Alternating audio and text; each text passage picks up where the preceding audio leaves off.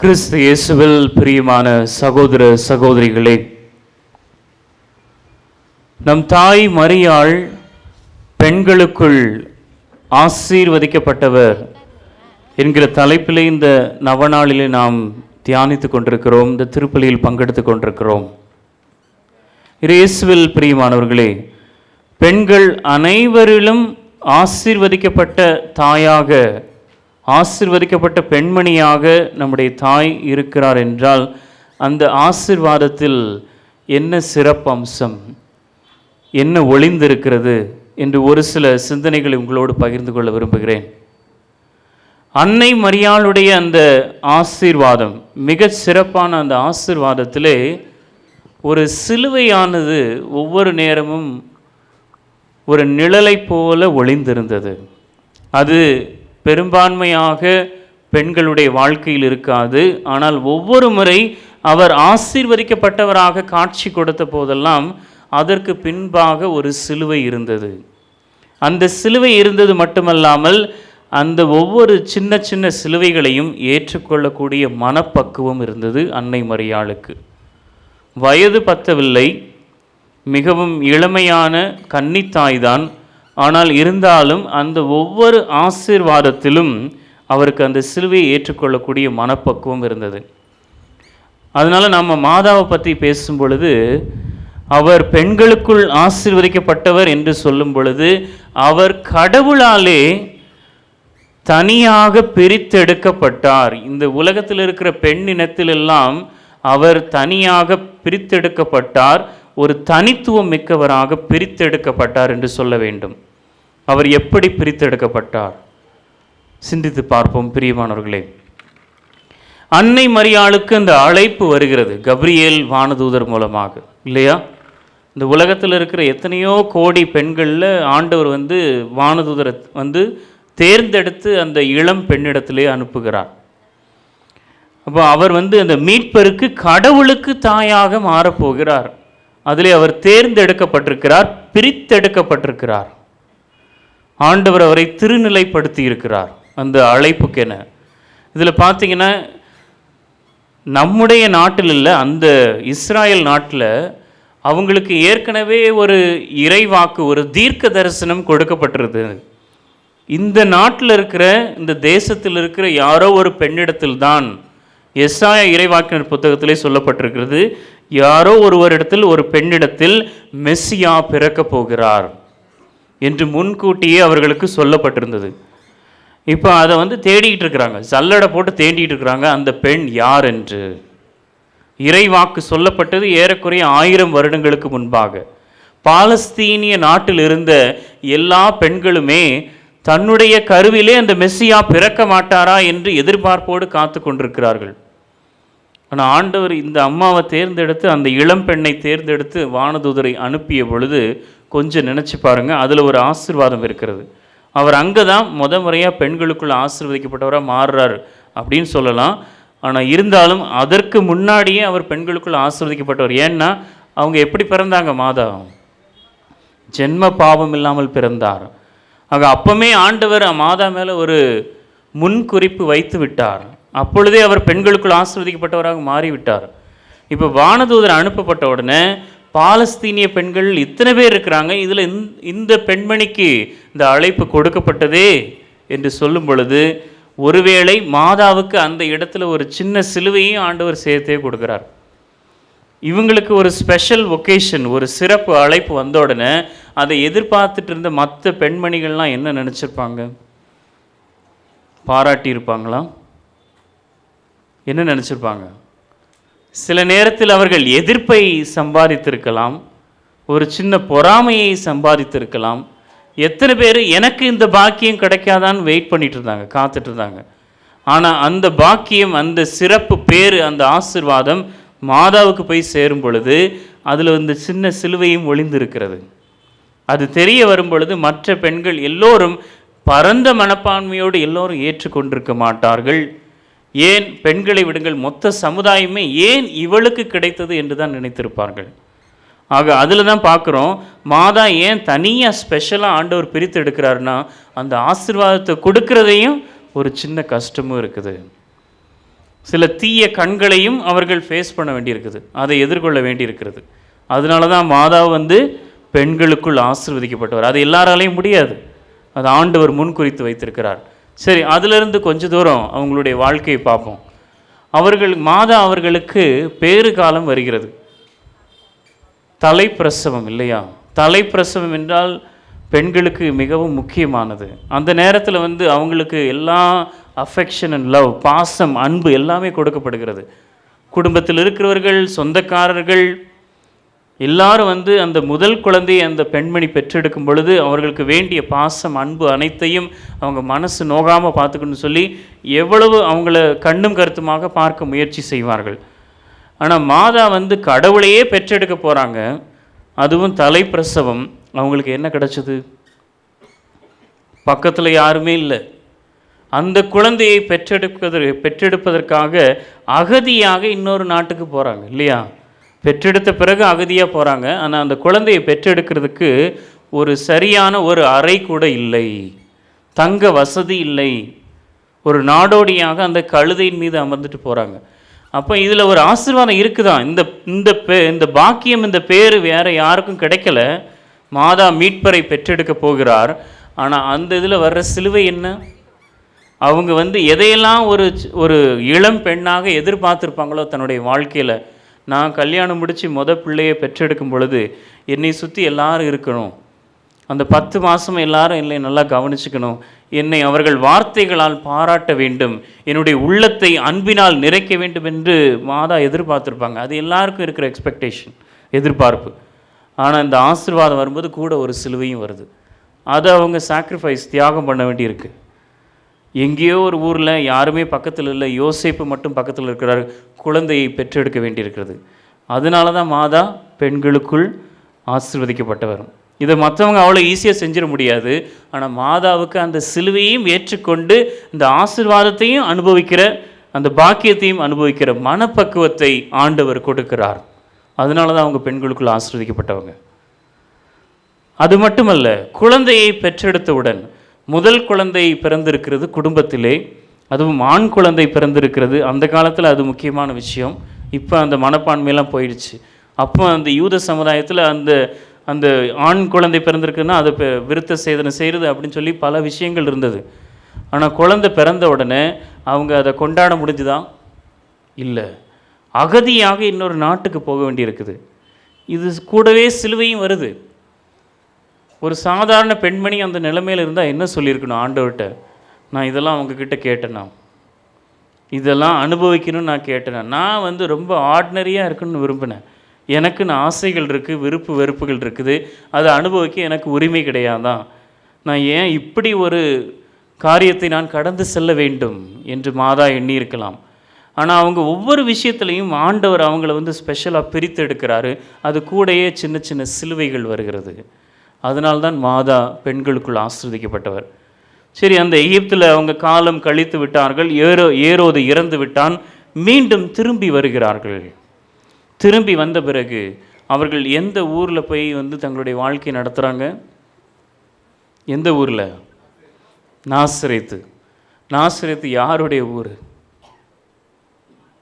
மாதாவுடைய ஊர். யோசேப்புடைய ஊர் எது? யோசேப்புடைய ஊர் முக்கியமாக கவனிக்க வேண்டியது பெத்லகேம். நினச்சி பாருங்கள், அந்த காலத்தில் கல்யாணம் முடிஞ்சு மனைவியுடைய ஊரில் போய் ஒரு கணவர் போய் செட்டில் ஆகிறார் அப்படின்னா அது சமுதாயம் எப்படி பார்த்துருக்கோம்? சரி, அது ஒரு பக்கம் இருக்கட்டும், அது சமுதாயத்தினுடைய பார்வை. இந்த நாசரேத்து அப்படிங்கிற ஒரு ஊரை நீங்கள் பழைய ஏற்பாட்டில் புரட்டி பார்த்தீங்கன்னா அந்த பேரே இருக்காது. அந்த ஊர் வந்து முக்கியமில்லாத ஊருங்க. ஏன்னா அந்த ஊரில் இருந்த மக்கள், நாசரேத்து ஊரில் இருந்த மக்கள் கவர்மெண்ட்டுக்கு, அரசாங்கத்துக்கு வரி கூட கட்டலை. அதனால் அவங்க பேர் ரெக்கார்ட்லே இல்லை, அரசாங்க அறிக்கையிலே இல்லை. ஏன்னா வரி கட்டினா தானே அந்த பேர் வரும். அப்படி ஒரு இம்பார்ட்டன்ஸ், முக்கியத்துவமே இல்லாத ஒரு ஊர், ஒரு குக் கிராமம் என்று சொல்லலாம், அடையாளம் இல்லாத ஒரு ஊர் என்று சொல்லலாம். அந்த ஊரில் போய் அவங்களுடைய குடும்ப வாழ்க்கையை ஸ்டார்ட் பண்ணுறாங்க. இவ்வளோ நாள் தான் எகிப்திலிருந்து அகதியாக இருந்தோம், இப்போ சொந்த நாட்டுக்கு வந்திருக்கிறோம். அப்போ கூட நான் கடவுளின் தாய் என்கிற அந்த பெருமையை அவங்க பாராட்டவும் இல்லை, கொண்டாடவும் இல்லை. போய் ஏதோ ஒரு அறியப்படாத ஒரு ஊரில் போய் அந்த திருக்குடும்பமானது வாழ்க்கையை ஆரம்பிக்கிறது. அங்கே பார்த்தீங்கன்னா மாதா வந்து அவங்க சொந்தக்காரங்க மத்தியிலையோ இல்லை எருசலேம் மாதிரி ஒரு பெரிய ஊர்லேயோ இல்லை கப்பர்நாகும் மாதிரி ஒரு தெரியப்பட்ட ஒரு ஊர்லேயோ போய் நான் இந்த மாதிரி கல்யாணம் முடிச்சிருக்கிறேன், இந்த மாதிரி குடும்பம் அமைந்திருக்கிறது, எனக்கு ஒரு ஆண் குழந்தை பிறந்திருக்கிறார் என்று பெருமையாக சொல்லிக்கொள்வதற்கு வாய்ப்புகள் கொடுக்கப்படவில்லை. ஆனால் பொதுவாக நீங்கள் பார்த்தீங்கன்னா தாய்மார்கள் அவர்களுக்கு ஒரு குழந்தை இருக்கிறது என்றால் அந்த குழந்தையின் மூலம் சமுதாயத்திலே பெயர் எடுத்துக்கொள்ள விரும்புவார்கள். அது சாதாரண ஒரு எதிர்பார்ப்பு தான். ஒரு 4-5 இடங்களுக்கு போகும்பொழுது இது என்னுடைய பையன், என்னுடைய மகள் என்று சொல்லி அதில் அந்த பிள்ளைங்களுக்கு ஆக்சுவலாக பிடிக்காது. உங்களுக்கு வேறு வேலையே இல்லையா, வெளியே போனால் நீங்கள் என்னையை வச்சு நீங்கள் பேர் வாங்குறீங்க, உங்கள் குழந்தைகள் உங்களிடத்துல சொல்லியிருக்கலாம். ஆனால் மாதாவுக்கு அந்த வாய்ப்பு கொடுக்கப்படவில்லை. நாசரேத்தில் போய் செட்டில் ஆகுறாங்க, நாசரேத்தில் வாழ்க்கை நடத்துகிறார்கள். இதில் தான் ஆண்டவர் அவங்கள தனியாக பிரித்து எடுக்கிறார். மறுபடியும் ஆசீர்வதிக்கப்பட்ட அன்னை, ஆனால் அதில் ஒரு சிலுவை இருக்கிறது. அவங்களுக்கு சாதாரண எதிர்பார்ப்புகளை பூர்த்தி செய்து கொள்ள முடியவில்லை. அதனால தான் மாதா ஆசீர்வதிக்கப்பட்ட அன்னை. இது அவருடைய வாழ்க்கை. நமக்கு விவிலியத்தில் கொடுக்கப்பட்டிருக்கிற ஆதாரங்கள், நமக்கு விவிலியத்தில் மாதாவை பற்றி சொல்லப்பட்டிருக்கிற காரியங்கள். அப்படியே நம்ம கடைசிக்கு போவோம், விவிலியத்தினுடைய நற்செய்திக்கு அடுத்தாக நாம் போவோம். அன்னை மரியாள் முதல் திருச்சபையிலே, ஆதி திருச்சபையிலே முதல் சீடராக இருந்தார். இயேசு உயிர்த்து விண்ணகத்துக்கு போயாச்சு, ஆனால் மாதா இன்னும் அந்த திருச்சபையில் தான் இருக்கிறாங்க. அப்பங்கூட மாதா இது என் பையனாக்கும், என் பையன்தான் இறந்து உயிர் தெழுந்திருக்கிறார்னு சொல்லி பெருமை பாராட்டவில்லை. அங்கே அவர் எப்படி செயல்படுறார்னா சீடத்துவத்திலே முதல் ஆளாக செயல்படுகிறார். அப்போ மாதா வந்து சீடர்களோட அந்த மேல் மாடி அறையாக இருந்தாலும் சரி, கிறிஸ்தவர்களுக்கு எதிராக வேத கலாபனை நிறைய போராட்டங்கள் வரும்பொழுதும் சரி, அந்த சீடர்களோடு இணைந்து ஜெபம் பண்ணிக்கிட்டு அவங்களோட இருக்கும் பொழுது அங்கே மார்க்கு நற்செய்தியாளர் இருந்திருப்பார். இன்னும் பைபிள் எழுதப்படவில்லை, அதாவது நற்செய்தி எழுதப்படவில்லை. மார்க்கு அவர்களோடு இருந்திருப்பார், லூக்கா இருந்திருப்பார். அவங்களுக்கு இயேசு என்னென்ன செய்தார், இயேசு குழந்தை பருவத்தில் என்ன நடந்துச்சுன்னு சொல்லி அந்த நற்செய்தியாளர்களுக்கு கதையாக சொன்னது யார்? மாதா. மாதா கிட்டேருந்து கேட்டு தான் அவங்க வந்து மார்க்கு நற்செய்தியை வடிவமைப்புகிறார்கள். மாதா கிட்ட கேட்டு தான் லூக்கா நற்செய்தி எழுதுகிறார். ஆக அவங்க மாதா வாயிலிருந்து வந்ததை கேட்டு அவங்களால நற்செய்தி எழுத முடிஞ்சது. ஆனால் மாதா அந்த நேரத்தில் அந்த சீடர்களோடு இருந்து தலை திருச்சபை, ஆதி திருச்சபையை ஸ்திரப்படுத்துகிறார், உறுதிப்படுத்துகிறார். ஆனால் அந்த நேரத்தில் இது ஏன் பையன் சொல்லி பெருமை பாராட்டவில்லை. அவங்க முதல் திருச்சபையில் ஒரு ஆளாக சேர்ந்ததுனால, நல்லா கவனிச்சுக்கோங்க, அன்னை மரியாள் இயேசு கிறிஸ்துவினாலே உருவாக்கப்பட்ட அந்த முதல் திருச்சபையிலே ஒரு சீடத்தியாக மாறியதுனாலே ஜெபக்கூடத்திலிருந்து தள்ளி வைக்கப்படுகிறார்.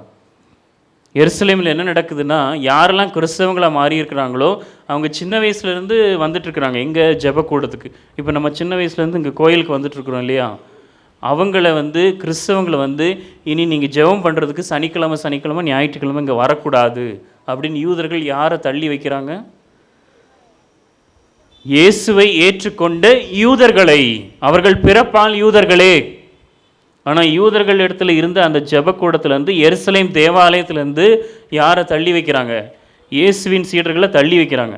மாதா சின்ன வயசுலேருந்து சுவக்கி மன்னாளுக்கு பிறந்த அந்த குடும்பத்தில் வளர்ந்த காலத்திலேருந்து ஒவ்வொரு வாரமும் ஜெபக்கூடத்துக்கு போனாங்க.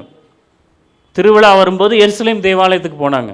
ஆனால் அவங்க கொடுக்க வேண்டிய விலை என்னன்னா, இயேசுவுக்கு சீடராக முதல் சீடராக மாறியதுனாலே, தலைமை சீடராக மாறியதுனால மாதாவையும் ஜெபக்கூடத்தை ஆலயத்தை விட்டு தள்ளி வச்சுட்டாங்க. சிலுவை. ஆசீர்வதிக்கப்பட்டவர் தான், பெண்களுக்குள் ஆசீர்வதிக்கப்பட்டவர் தான். ஆனால் அதற்கு பின்பாக நிழலாக ஒவ்வொரு முறையும் இந்த சிலுவை கொடுக்கப்படுகிறது. அவர் வாழ்நாளிலே கடைசி நாட்களிலே அவர் சின்ன வயசுலேருந்து அன்னையானவர் செய்த ஜெபங்களை, ஜெபக்கூடத்தில் செய்த ஜெபங்களை அவரால் செய்ய முடியவில்லை. அந்த யூதர்களோடு இணைந்து ஜெபம் செய்ய வாய்ப்பு கொடுக்கப்படவில்லை. உள்ளே அவங்களால போக முடியல, வெளியே தள்ளி வச்சுட்டாங்க. இது மாதா அனுபவித்த சிலுவை. அதுக்கு அடுத்தபடியாக இறுதியாக நம்ம பார்க்குறோம், இயேசுவின் சிலுவை அடியிலே மாதா நின்று கொண்டிருக்கிறார். தனக்கு இருந்த ஒரே மகனையும் சிலுவையிலே பறி கொடுத்து விட்டார். அப்போ ஆண்டவர் அந்த நிலைமையிலும் கூட மாதாவுக்கு ஒரு பேரு பாக்கியத்தையும் கொடுக்கிறார், ஒரு ஆசீர்வாதத்தையும் கொடுக்கிறார், அதே நேரத்தில் ஒரு சிலுவையும் கொடுக்கிறார். என்ன சிலுவை? இவ்வளோ நாள் நீங்கள் விண்ணகத்திலிருந்து அனுப்பப்பட்ட இறைமகனுக்கு தாயாக இருந்தீர்கள். இன்றிலிருந்து திருச்சபைக்கு இல்லை, உலகத்துக்கே தாய். உலகத்தில் எல்லாரும் நல்லவங்களா? ஆக மாதா பாவிகளின் தாயாகவும் மாறுகிறார். நல்லவர்களுக்கும் தாய், தீயவர்களுக்கும் தாய். ஆசீர்வாதம் வர்ற அதே நேரத்தில், பேரு பாக்கியம் அல்லது ஆசீர்வாதம் வருகிற அதே நேரத்திலே ஒரு சிலுவையும் வருகிறது. தீமை நினைக்கிறவர்களுக்கும் தாயாக அன்னை மாறுகிறார். இந்த உலகத்துக்கே தாயாக மாறுகிறார். ஒவ்வொரு ஆசீர்வாதத்திலையும் ஒரு சிலுவை ஒளிந்திருக்கிறது. இன்றைக்கி நாம் மாதாட்ட கற்றுக்கிட்ட விஷயம் என்னென்னா, முக்கியமான விஷயம், மாதா பெண்களுக்குள் ஆசீர்வதிக்கப்பட்டவர். நாம் கடவுளால் ஆசீர்வதிக்கப்பட வேண்டும் என்றால் நம்ம வாழ்க்கையில் எதற்குரிய மனப்பக்குவம் வேண்டும்? ஆசீர்வாதத்தோடு சேர்த்து வர்ற அந்த சின்ன சிலுவையும் ஏற்றுக்கொள்ளக்கூடிய மனப்பக்குவம் நிச்சயமாக வேண்டும். அதற்காக இன்றைய திருப்பலியில் ஜெபிக்க வேண்டும். அடுத்தபடியாக பிரியமானவர்களே, அன்னை மரியாள் எப்படி ஆசீர்வதிக்கப்பட்டவராக இருக்க தன்னையே ஒப்பு கொடுத்தார் என்று கடைசியாக ஒரு விஷயத்தை சொல்ல விரும்புகிறேன். ஒரு சிறிய நிகழ்ச்சி. சேலத்தில் ஒரு ஹாஸ்டலில் ஒரு பையன் தங்கி படிச்சுட்டு இருந்தான். அவனுக்கு ஃபோன் வேலை செய்யலை. இப்போ ஹாஸ்டலில் தங்கி படிக்கிறவங்க, ஸ்கூலில் படிக்கிற பிள்ளைங்களுக்கெல்லாம் ஒரு ஸ்டேஜ் வரும்போது வீட்டில் ஃபோன் வாங்கி கொடுக்குறாங்க இல்லையா? அவனுடைய ஃபோனு போயிடுச்சு, அவ்வளோதான், பேட்ரி போயிடுச்சு, வேலை செய்யலை. இப்போ அவனுக்கு ஹாஸ்டல் வார்டன் சொல்கிறாங்க, நீங்கள் நீ ஃபோன் வாங்குறதுக்கு உங்கள் வீட்டுக்கு ஃபோன் பண்ணி சொல்லினா அவர் ஃபோன் மூலமாக வீட்டுக்கு தகவல் போகுது, ஃபோன் வாங்கி கொடுக்கணும்னு. இவனை வளர்த்தது அவனுடைய தாய், கணவனை இழந்த கைம்பெண் ஆகிய அவருடைய தாய். அவருக்கு அந்த பையனுக்கு அக்காவும் இருக்கிறாங்க, வேலை பார்க்குறவங்க, ஒரு கம்பெனியில் வேலை பார்க்குறாங்க. இப்போ இந்த பையனுக்கு வீட்டுக்கு தகவல் சொல்கிறான், அவங்க அம்மாவுக்கு இந்த மாதிரி என் ஃபோன் போயிடுச்சு, எனக்கு ஒன்று வாங்கி கொடுங்க அப்படின்ட்டு. அதே நேரத்தில் அந்த பையன் அவன் அக்காக்கிட்டையும் தகவல் சொல்கிறான். இப்போ 2 பேருமே ஃபோன் வாங்க ட்ரை பண்ணுறாங்க. அதில் அவங்களுக்குள்ள ஒரு சின்ன மிஸ் அண்டர்ஸ்டாண்டிங், யார் ஃபோன் வாங்கி கொடுக்குறது, அவங்க தம்பிக்கு வாங்கி கொடுக்குறதா இல்லை பையனுக்கு வாங்கி கொடுக்குறதான்னு சொல்லி கடைசியில் அவங்க அம்மா கடன் வாங்கி அந்த பையனுக்கு ஒரு ஃபோன் வாங்கி கொடுக்குறாங்க. இந்த பையனுக்கு ஃபோன் கிடைக்குதுன்னு இருந்தாலும், ஒரு விஷயம் இருந்தாலும், அவனுக்கு அவங்க வீட்டு மேலே கோவம். ஹாஸ்டல் வார்டனுக்கு தெரிய வந்துருச்சு. ஏன்னா 2 ஃபோன் வாங்கிட்டாங்க அவனுக்கு. இப்போ ஒரு ஃபோனை ரிட்டர்ன் வேறு பண்ணணும். இந்த பையனுக்கு என்ன பிரச்சனைனா, நான் ஒரு ஃபோன் தான் கேட்டேன், ஆனால் இவங்க 2 பேரும் சண்டை போட்டு எனக்கு 2 ஃபோன் வாங்கிட்டாங்களே, என் பேர் கெட்டு போயிடுச்சு, ஏன்னா என்னை பற்றி வார்டன் என்ன நினைப்பார் அப்படின்னு சொல்லி அவனுக்கு ஒரு வருத்தம். ஆனால் கடைசியில் அவங்க அம்மாவுக்கு என்னென்னா, நீ உங்கள் அக்கா கிட்ட ஃபோன் வாங்கக்கூடாது, என்கிட்ட தான் வாங்கணும்னு சொல்லி மகளோட சண்டை போட்டு அவங்க 2 பேருக்கு இடையில வாக்குவாதம். அந்த மகள் அக்கா ஷோரூமில் போய் ஃபோனை ரிட்டர்ன் பண்ணியாச்சு. இவங்க கடனுக்கு வாங்கின ஃபோனை கொடுக்கறதுக்காக என்ன பண்ணுறாங்க, சேலம் வரைக்கும் பஸ்ஸு பிடிச்சி போய் அங்கே அந்த பையனுக்கு என்னென்னா, சின்ன பிள்ளைங்களுக்கு இருக்கிற வருத்தம் என்னென்னா, நீங்கள் எதுக்கு வந்தீங்க, நான் தான் லீவுக்கு வரேன்ல, நான் ஃபோனை கலெக்ட் பண்ணிக்குவேன், நான் வாங்கிக்குவேன், நீங்கள் எதுக்கு மெனக்கிட்டு இந்த வயசான காலத்தில் ஏன் வர்றீங்க? ஆனால் எந்த அம்மாவது கேட்பாங்களா? கேட்க மாட்டாங்க இல்லையா? இவங்க மெனக்கெட்டு ஃபோனை பஸ்ஸு பிடிச்சி போய் அந்த பையன்கிட்ட கொடுத்து மறுபடியும் பஸ்ஸில் தனியாக வராங்க. இவனுக்கு குடும்பத்துக்கு மேலே ஒரு சின்ன கோவம் இருந்தாலும் அவனுக்கு ஃபோன் கிடச்சிருச்சு. இந்த குணத்தை நீங்கள் நிறைய பிள்ளைங்கள்ட்ட பார்க்கலாம். உங்ககிட்ட பேசும்போது நைஸாக பேசி அது இது பண்ணி வாங்கிக்குவாங்க. ஆனால் பப்ளிக்கில் வரும்போது எல்லோரும் முன்னாடியும் நீங்கள் ஏம்மா இப்படி பண்ணுறீங்க, நீங்கள் ஏன் இப்படி பண்ணுறீங்க அப்படின்னு சொல்லி பிள்ளைங்க ஒரு சின்ன திட்டுறது இல்லை பேச்சுகள் பரிமாறிக்கிறது, இதெல்லாம் எல்லா குடும்பத்துலேயும் நடக்கிறது தான். இது அப்படியே நீங்கள் எடுத்துகிட்டு இயேசுடைய வாழ்க்கையில் பாருங்கள். இயேசு ஒரு கட்டத்தில் மக்களிடத்தில் போதித்து கொண்டிருக்கிறார். அப்போ ஒரு சாதாரண ஒரு தாய்க்கு இருக்கிற எதிர்பார்ப்பு என்னென்னா, உங்கள் பையன் கொஞ்சம் ஃபேமஸ் ஆகிட்டான், இல்லை பையன் நல்லா பண்ணிகிட்ருக்கிறான், படிப்பில் நல்லா பண்ணுறான், நல்லா பேர் வாங்கிட்டாங்க அப்படின்னா எந்த ஒரு தாயாக இருந்தாலும் என்ன பண்ணுவாங்க, ஒரு 4-5 பேருக்கு முன்னாடி இது என் பையன் அப்படின்னு காமிக்கணும். அப்படி தானே? அது சாதாரண எதிர்பார்ப்பு, சாதாரண குணம். இப்போ இயேசு அத்தனை மக்கள் முன்னாடி ரொம்ப பாப்புலராக இருக்கிறார். அவங்க முன்னாடி மாதாவும் அவருடைய கசின் பிரதர்ஸ், பெரியப்பா சித்தப்பா பிள்ளைங்க, அவங்களோட சேர்ந்து மாதா அங்கே நிற்கிறாங்க. அப்போ கூட்டத்திலே அவர்களுக்கு ஒரு வார்த்தை சொல்லப்படுகிறது, உம்முடைய தாயும் உம்முடைய சகோதர சகோதரியும் உங்களை பார்க்குறதுக்கு வந்திருக்கிறாங்க. அப்போ ஒரு சாதாரண தாயாக இருந்தால் அவங்க என்ன எதிர்பார்ப்பாங்க? இது என் பையன் எல்லாரும் முன்னாடியும் சொல்லணும், இங்கே அம்மா வந்திருக்கிறாங்க. ஆனால் இயேசு என்ன சொன்னார்? யார் என் தாயின்னு சொல்லி அவருக்கு எல்லாத்தையும் கேள்வி கேட்டுட்ருக்கிறாரு. அது ஒன்றும் தெரியாத மாதிரி. என்னுடைய தாய் யார், என்னுடைய சகோதரர் யார், யார் ஒருவர் என்னுடைய ஆண்டவருடைய வார்த்தையை கேட்டு நடக்கிறாங்களோ, கேட்டு மனதில் இருத்தி அதை செய்கிறாங்களோ அவர்கள்தான் என் தாயும் என் சகோதரன் சொல்கிறார். இது சாதாரண மனநிலையில் இருக்கிற பெண்கள் இல்லை ஒரு தாயாக இருக்கிற பெண்மணி ஏற்றுக்குவாங்களா? வீட்டுக்கு வா உன்னை வச்சுக்கிறேன், கண்டிப்பாக அந்த ரியாக்ஷன் வந்திருக்கும். ஆனால் இதில் ஆண்டவர் அவங்க அம்மாவை மட்டம் தட்டவே இல்லை. என்ன செய்கிறாரு? என் தாய் என்னை பாலூட்டி வளர்த்தவர் தான், எனக்கு ஞானத்தை போதித்தவர் தான். ஆனால் எங்கள் அம்மாவுக்கு எதில் பெருமை அப்படின்னா, எதில் அதிகமாக ஜாஸ்தி பெருமை அப்படின்னா, என்னை பெற்றெடுத்து வளர்த்ததை காட்டிலும் என்னுடைய தாய் கடவுளுடைய சித்தத்துக்கு ஆரம்பத்திலேருந்தே எஸ் சொல்லிட்டு வந்திருக்கிறாங்க. இறை வார்த்தையை கேட்டு அதன்படி நடந்திருக்கிறார்கள். அதனால் என்னுடைய அம்மாவுக்கு இருக்கிற அதிகபட்ச பெருமை எதுனா, என்னை பெற்றெடுத்து வளர்த்ததை காட்டிலும் கடவுளுடைய சித்தத்தை கடைசி வரைக்கும் செஞ்சுக்கிட்டே வந்திருக்கிறாங்க. இதை விட ஒரு பேரு பாக்கியம் ஆசீர்வாதம் கிடையவே கிடையாது என்று இயேசு அவருடைய தாயை இன்னும் அதிகமாக உயரத்துக்கு கொண்டு போகிறார், கனப்படுத்துகிறார். இன்னும் அதிகமாக அவரை பெருமைப்படுத்துகிறார். பெற்றெடுத்து வளர்த்தது மட்டுமல்ல, கடவுளுக்கு முதல் தரமாக அவருடைய சித்தத்தை நிறைவேற்றி கொண்டே வந்திருக்கிறார் என்று தன்னுடைய தாயை பெருமைப்படுத்துகிறார்.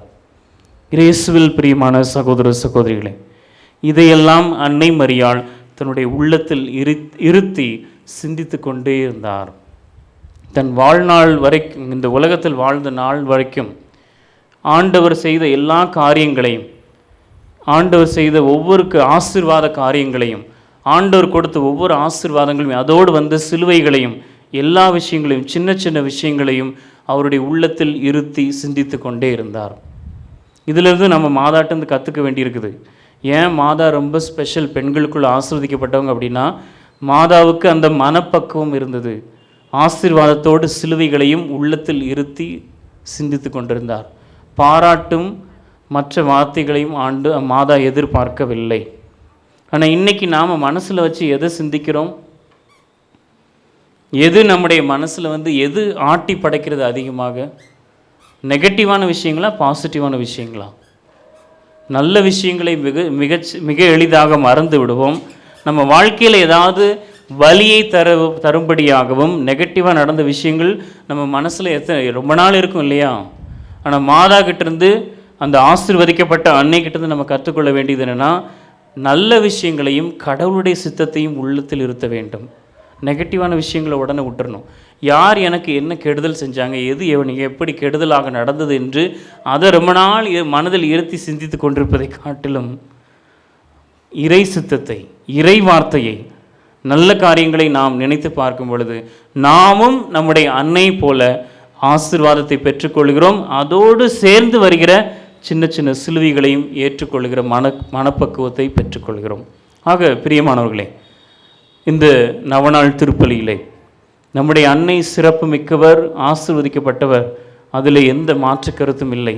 ஆனால் அந்த ஆசீர்வாதத்தோடு அன்னை எப்படி வித்தியாசமானவராக இருந்தார், பிரித்தெடுக்கப்பட்டிருந்தார், கடவுள் பார்வையில் எப்படி வித்தியாசமாக இருந்தார் என்று நாம் இன்னும் அதிகமாக தியானிப்போம். நம்முடைய வாழ்வை அன்னையை பார்த்து நாம் ஒரு சில காரியங்கள் கற்றுக்கொண்டு வித்தியாசமாக வாழ நாம் நம்முடைய வாழ்வில் முற்படுவோம். இறைவன் நம்மை ஆசீர்வதிப்பாராக. இறையேசுவில் பிரியமான சகோதர சகோதரிகளே, இடைவிடா சகாய அன்னையில் பிரியமான சகோதர சகோதரிகளே, இடைவிடா சகாய அன்னையினுடைய திருவுருவப் படம், ஆங்கிலத்தில் ஐக்கன் என்று சொல்லப்படுகிற இந்த திருவுருவ படமானது நமக்கு கொடுக்கப்பட்டிருப்பது இறைவனின் சித்தமே. இது இறைவன் விருப்பப்படாவிட்டால் இந்த திருவுருவ படமானது நமக்கு அருளப்பட்டிருக்காது. நாம் எவ்வளவுதான் ஆசைப்பட்டிருந்தாலும் இது நமக்கு, குறிப்பாக கத்தோலிக்க கிறிஸ்தவர்களுக்கு இத்தனை வருடங்களாக அருளப்பட்டிருப்பது, கிடைக்கப்பட்டிருப்பது மனித ஆசையினால், விருப்பத்தினால் அல்ல, கடவுளுடைய விருப்பத்தினாலே.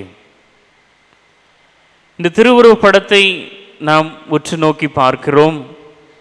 இன்றைய இறைவார்த்தை இந்த திருவுருவ படத்தின் மூலமாக நமக்கு ஒரு முக்கியமான செய்தியை கற்றுக் கொடுக்கும் என்கிற எண்ணத்தில் நான் உங்களை சிந்திக்க அழைக்கிறேன். இயேசுவில் பிரியமான சகோதர சகோதரிகளே, தொடக்க திருச்சபையில் அன்னை மரியா இயேசுவின் தாய், கடவுளின் தாய் என்பதை அறிந்திருந்தார்கள். அந்த அன்னைக்கு அவர்கள் முக்கியத்துவம் கொடுத்து கடவுளின் தாய் என்கிற அந்த அந்தஸ்தை கொடுத்து, ஸ்தானத்தை கொடுத்திருந்தார்கள். ஆனாலும் நம்முடைய அன்னை இயேசுவின் தாய், கடவுளின் தாய் என்பதனாலே மிகவும் பெருமைப்பட்டு கொள்ளாமல், அந்த அன்னைக்கு கிடைத்த மாபெரும் பாக்கியம், அவர்கள் கிடைத்த பேறு, பெருமை எதில் இருந்தது என்றால் இயேசுவினுடைய, கடவுளுடைய சித்தத்தை நிறைவேற்றியதனாலேயே. பிரியமானவர்களே, இந்த மறையுரை முழுவதுமே நாம் கடவுளுடைய சித்தம், கடவுளுடைய விருப்பம், இறை திருவுளம் என்ற வார்த்தையை மீண்டும் மீண்டும் கேட்க இருக்கிறோம். ஆதி திருச்சபையில் ஆண்டவர் இயேசுனுடைய உயிர்ப்புக்கு பிறகு, புதிய திருச்சபை உருவான பிறகு, ஒரு சில பேர் இயேசுவோடு உறவு பாராட்டி இருப்பார்கள்.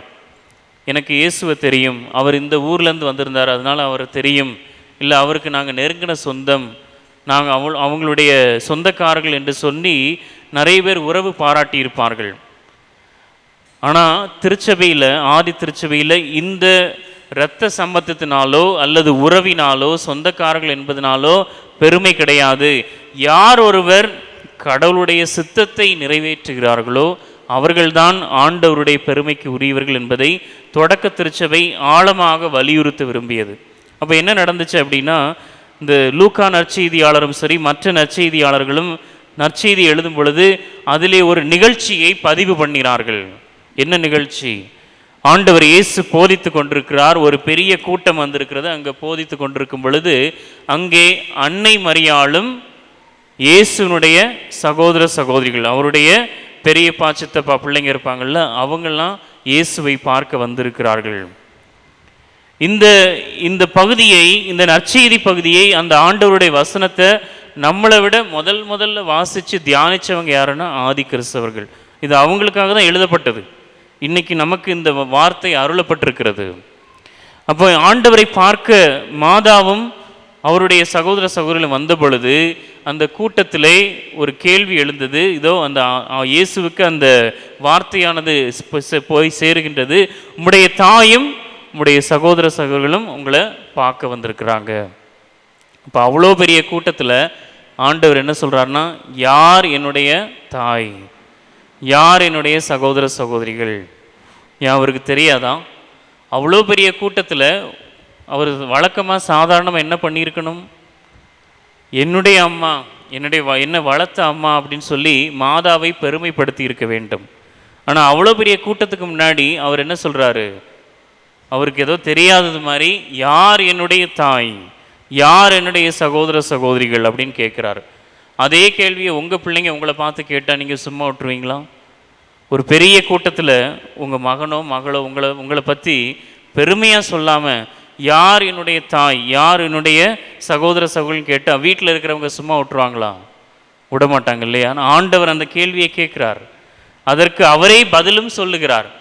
என்னுடைய தாய் வந்திருக்கிறார், ஆனால் அவங்களுக்கு, என்னுடைய தாய்க்கு, மாதாவுக்கு எதில் அதிக பெருமை இல்லையா? என்னை வளர்த்தவர்கள், என்னை பாலூட்டி வளர்த்தவர்கள், எனக்கு ஞானத்தை புகட்டியவர்கள் தான், உண்மைதான், அதிலே பெருமைதான். ஆனால் அதை காட்டிலும் என்னுடைய தாய்க்கு எதிலே அதிக பெருமை என்றால், அவர் இறை வார்த்தையை கேட்டு அதன்படி நடந்தார். அவங்க எனக்கு அம்மா தான், ஆனால் இருந்தாலும் அவர் தாழ்ச்சியோடு சொற்படியே ஆகட்டும் என்று சொல்லி ஒவ்வொரு முறையும் கடவுளுடைய சித்தத்தை தன்னுடைய வாழ்க்கையில் செஞ்சாங்க இல்லையா? அதனால அவங்க ஏன் அம்மா, அதனால அவங்க என்னுடைய தாய். ஆம் பிரியமான சகோதர சகோதரிகளே, இந்த திருவுருவ படத்தை நாம் உற்று பார்க்கும் பொழுது நமக்கு ஆண்டவர் கொடுக்கிற செய்தி என்னன்னா, இறைவனுடைய திருவுளத்தை நிறைவேற்றியவர் இவர். நம்முடைய கண்களை அந்த திருவுருவ படத்திலே பதிய வைக்கும் பொழுது இந்த தாயானவர் ஒவ்வொரு நொடி பொழுதும் ஒவ்வொரு கணத்திலும் கடவுளுடைய சித்தத்தை செய்தார். அதுதான் அந்த திருவுருவ படம் ஞாபகப்படுத்துகிறது. அந்த திருவுருவ படத்தை நாம் பார்க்கும் பொழுது அதில் எழுத்துக்கள் இல்லை, அதில் வாசிக்கிறதுக்கு எதுவும் இல்லை. ஆனால் மாதாவுடைய கண்களை பார்க்கும் பொழுது, அவருடைய கரங்களை பார்க்கும் பொழுது அவரிடத்திலிருந்து ஒரு செய்தியை பெற்றுக்கொள்கிறோம்.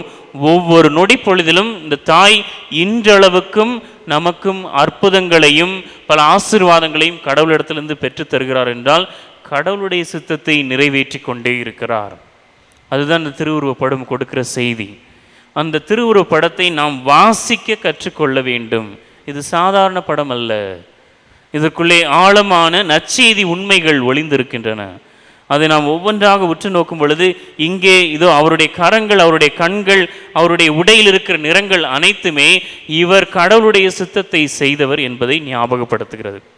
பிரியமானவர்கள், இன்றைக்கு நாம் கேட்ட வாசகம், இயேசு கோவிலிலே பல அறிஞர்கள், பல வேதங்களை கற்றறிந்த பேரறிஞர்கள் அவர்களோடு விவாதம் செய்கிறார், அவர்களோடு விளக்கம் கூறுகிறார். இது இந்த வசனத்துக்கு இதுதான் அர்த்தம், பழைய ஏற்பாட்டில் இது இப்படி இறைவாக்கினர்கள் இப்படித்தான் பேசினார்கள் என்று 12 வயது நிரம்பிய சிறுவனாக இருந்த இயேசு அவர்களோடு தர்க்கம் பண்ணுகிறார், விவாதம் பண்ணுகிறார், அதற்கு வியாக்கியானம் பண்ணுகிறார்.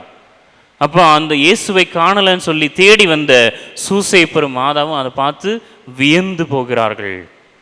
அப்போ கேட்குறாங்க, மகனே, நாங்கள் 2 பேரும் உன்னை எவ்வளோ நேரம் தேடணும், உனக்கு கவலை இல்லையா, நீ எங்கேயோ போயிட்டுன்னு சொல்லி நாங்கள் பதறி போயிட்டோமே அப்படின்னு சொல்லி அந்த அம்மா மகனிடத்தில் சொல்லும் பொழுது இயேசு சொல்லுகிறார், நான் என் தந்தையின் அலுவலில், நான் கடவுளுடைய சித்தத்தை நிறைவேற்றி கொண்டிருக்க வேண்டும் என்று உங்களுக்கு தெரியாதா அம்மா?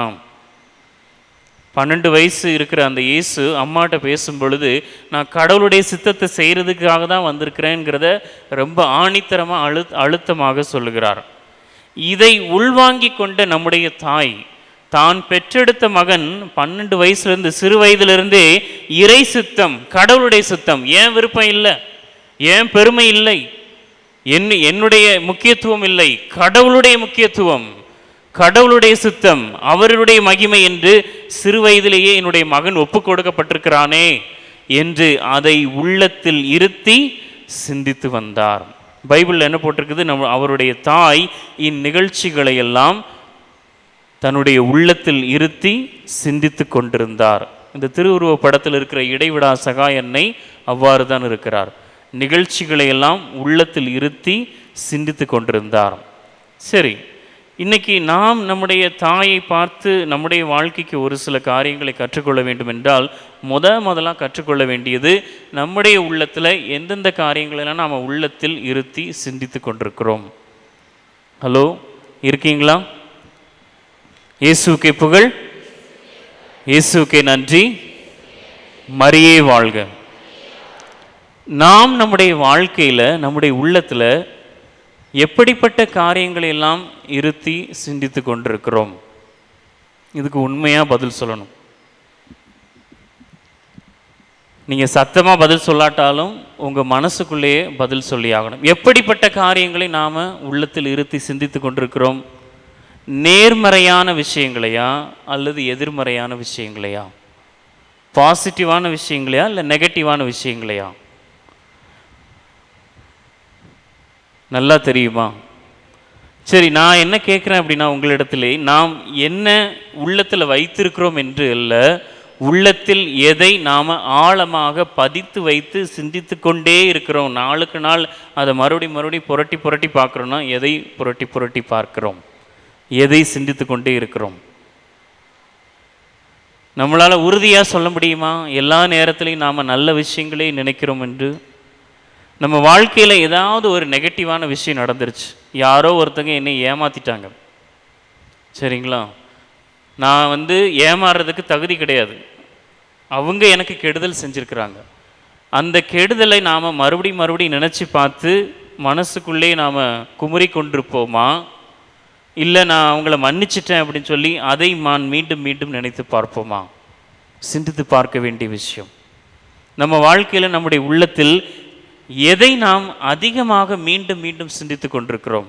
நேர்மறையான விஷயங்களையா அல்லது எதிர்மறையான விஷயங்களையா? ரெண்டும் இருக்குது. ஆனால் பல நேரங்களில் பிரியமானவர்களை உண்மையை சொல்லணும் அப்படின்னா, பல நேரங்களில் நாம் கெட்ட விஷயங்களை அவ்வளோ ஈஸியாக மறக்கிறதே இல்லை, அவ்வளவு எளிதாக மறப்பதில்லை. நல்ல விஷயங்கள் மனசில் வருது, அதை சிந்திச்சு பார்க்குறோம். ஆனால் எது நீண்ட நாள் நம்முடைய மெமரியில், நம்முடைய ஞாபகத்தில், நம்ம நினைவில் நிலைத்திருக்கிறது என்றால் சில நேரங்களில் சொல்வதற்கு கஷ்டமாக இருக்கலாம், ஆனால் தீமையான விஷயங்கள் தான். மற்றவங்க நம்மளுக்கு செய்த தீமையாக இருக்கலாம், அல்லது நாம் பிறரை மன்னிக்க முடியாததாக இருக்கலாம், இல்லை என்னை விட பிறர் முன்னேறி கொண்டிருக்கிறார்கள் என்ற பொறாமையாக இருக்கலாம், தீய எண்ணங்களாக இருக்கலாம். அதுதான் அதிகமாக நம்முடைய வாழ்க்கையை நேரத்தை எடுத்துக்குது. அதுதான் உண்மை. ஆனால் இந்த இடைவிடா சகாயனுடைய திருவுருவ படத்தை பார்க்கும் பொழுது, மரியாள் இந்நிகழ்ச்சிகள்னா என்ன, எந்த நிகழ்ச்சிகள்? இயேசுவுக்கு எதிராக, திருக்குடும்பத்துக்கு எதிராக வராத கஷ்டம் உண்டா? தொல்லைகள் உண்டா? போராட்டங்கள் உண்டா? ஏரோது என்ன செய்தான்? மக்கள் என்ன செய்ய பார்த்தார்கள்? கல்லெறிய பார்த்தார்கள். இதையெல்லாம மாதா மனசில் வச்சிட்டு இருந்தாங்க. யோசேப்பு மாதாவை தள்ளிவிட வேண்டும் என்று நினைத்த பொழுது அவர் மேலே கல்லெறிந்து கொள்ளலாம் என்று ஒரு சந்தேக கூட்டம் இருந்தது. இயேசு பிறந்த பிறகு அவரை எகிப்துக்கு அகதியாக, ஒரு குழந்தையாக இருந்த பொழுது கூட அகதியாக அழைத்து செல்ல வேண்டியிருந்தது. ஆக அவங்களுக்கு எதிராக எத்தனையோ சூழ்நிலைகள். இதையெல்லாம் மாதா இந்த நிகழ்ச்சிகளை எல்லாம் மனதில் இருத்தி வைத்து சிந்தித்து கொண்டிருந்தார்களா? இல்லை. அன்னை மரியாள் தன்னுடைய மனசில் ஒரு வடிகட்டி வச்சுருந்தாங்க, ஒரு ஃபில்டர். எதெல்லாம் கடவுளுடைய சித்தத்துக்கு உரிய காரியமோ, எதெல்லாம் கடவுளுக்கு விருப்பமான காரியமோ, எதெல்லாம் கடவுள் விருப்பப்படி நடந்திருக்குதோ அந்த பார்வையோடு தன்னுடைய மனதில் வைத்து நினைத்து சிந்தித்து கொண்டிருந்தார். அந்த அன்னையை பார்த்த நம்முடைய இயேசுதான் ஞானத்திலும் எல்லாவற்றிலும் நிறைவாக வளர்ந்தார். இயேசுவில் பிரியமான சகோதர சகோதரிகளே, இன்றைக்கு இந்த நாளிலே நாம் இடைவிடா சகாயனுடைய திருவுருவ படத்திலிருந்து, அந்த அன்னையின் இடத்திலிருந்து கற்றுக்கொள்ள வேண்டிய ஒரு முக்கியமான வாழ்க்கை பாடம் என்னவென்றால், தீமையெல்லாம் ஒதுக்கி, கஷ்டங்கள் இருக்கலாம், தொல்லைகள் இருக்கலாம், போராட்டங்கள் இருக்கலாம், ஆனால் அதை ஒரு பெரிய பூத கண்ணாடி வச்சு பார்த்துட்டு இருக்காம, நம்முடைய உள்ளத்திலே கடவுள் என்ன விதத்திலே என்னை ஆசிர்வதித்திருக்கிறார், நான் பிறருக்கு என்ன நன்மைகளை செய்ய முடியும் என்று சொல்லி தேவையில்லாதெல்லாம் விலக்கிவிட்டு கடவுள் கரத்திலிருந்து வருகின்ற காரியங்களை மட்டுமே சிந்தித்து பார்க்கும் பொழுது நாமும் நம்முடைய அன்னை போல மாறுகிறோம். நாம் கண்ணாடியில் நம்மளை பார்க்கும் பொழுது நம்முடைய முகம் தெரிகிறது, நாம் எவ்வளவு அழகாக இருக்கிறோம், கடவுள் நம்மை எப்படி அழகாக படைத்திருக்கிறார் என்று. அதே போல் இந்த இடைவிடா சகாயனுடைய திருவுருவ படத்தை பார்க்கும் பொழுதும் நம்முடைய முகமும் அந்த திருப்படத்தில் தெரிய வேண்டும். தெரியுதா? அந்த படத்தை கண்ணாடியில் வச்சுருக்காங்க இல்லையா, கிட்ட போய் பார்க்கும்போது நம்ம முகம் அந்த திருவுருவ படத்தில் தெரியுமா? மாதாவுடைய நிழலில் நம்முடைய முகம் தெரியும் அல்லவா? மாதாவுடைய அந்த குணாதிசயத்தை, சொற்படியே ஆகட்டும், ஆண்டவர் கரத்திலிருந்து வருகிற காரியங்கள் என்னுடைய வாழ்க்கையில் மகிமைப்படுத்தப்படட்டும் என்ற அந்த சிந்தனை நமக்குள் அதிகமாக இருக்க வேண்டும். ஆம், இறையேசுவில் பிரியமானவர்களே, இந்த இறை சித்தம், கடவுளுடைய திருவுளம், கடவுளுடைய விருப்பம் என்பது அது இயேசுவில் தொடங்கியது. சிறுவன் இயேசுவில் தொடங்கியது. இயேசு தன்னுடைய தாயை பார்த்து சொன்னார், நான் ஆண்டவருடைய சித்தத்தை செய்து கொண்டிருக்கணும்னு உங்களுக்கு தெரியாதாமா? ஏன் என்னைய கவலையோடு தேடினீங்க அப்படின்னு கேட்டார். அதை மாதா உள்வாங்கிக்கிட்டு மாதா தன்னுடைய வாழ்க்கை முழுவதும் இன்றைக்கும் கடவுளுடைய சித்தத்தையே சிந்தித்து கொண்டிருக்கிறார். இப்போ நாம் மாதாவை பார்க்கும் பொழுது, முகமுகமாக பார்க்கும் பொழுது நாம் என்ன செய்ய வேண்டும்? ஆண்டவருடைய சித்தத்தை உள்ளத்தில் இருத்தி அதை செய்ய முற்பட வேண்டும். இறைவனுடைய சித்தம் நம்முடைய வாழ்க்கையில் முழுவதுமாக நிரம்பும் பொழுது நம்முடைய வாழ்க்கையில் எப்படி கோபத்தை குறைப்பது, எப்படி தேவையில்லாத எண்ணங்கள், பொறாமை, வெறுப்பு ஆகிய எண்ணங்களை எப்படி குறைப்பது, மாதாவை போல எப்படி அன்பு, கருணை, பாசம், விட்டு கொடுத்தல், பொறுமை, இந்த குணாதிசயங்களை கொண்டு நம்முடைய வாழ்க்கையை எப்படி நிரப்புவது என்று நமக்கு இன்னும் அதிகமாக புலப்படும். ஆக பிரியமானவர்களே, இந்த திருப்பலியிலே கலந்து கொண்டிருக்கிற நாம் சிறப்பாக இடைவிடா சகாய அன்னைக்கு வணக்கம் செலுத்தி அந்த அன்னையினுடைய பிள்ளைகளாக ஒரே குடும்பமாக கூடியிருக்கிற நாம் எப்படிப்பட்ட எண்ணங்களை, எப்படிப்பட்ட வாழ்க்கையின் நிகழ்ச்சிகளை நாம் உள்ளத்தில் இருத்தி வைக்க போகிறோம். வாழ்க்கையில் ரெண்டுமே இருக்குது, நல்ல காரியங்களும் இருக்குது, கெட்ட காரியங்களும் இருக்குது. ஆனால் நான் மாதாவை போல தீமையானது நடந்தாலும் அதை என்னுடைய நினைவில் ரொம்ப நாள் வைத்திருக்கிறாம அதை ஒதுக்கிவிட்டு நன்மையே நினைக்க, நன்மையே சிந்தித்து வாழ கற்றுக்கொள்வோம் என்று இந்த திருப்பலியை நாம் வாக்குறுதி எடுப்போம். அன்னையினுடைய துணையோடு இறை ஆசிரியை நிறைவாக பெற்றுக்கொள்வோம்.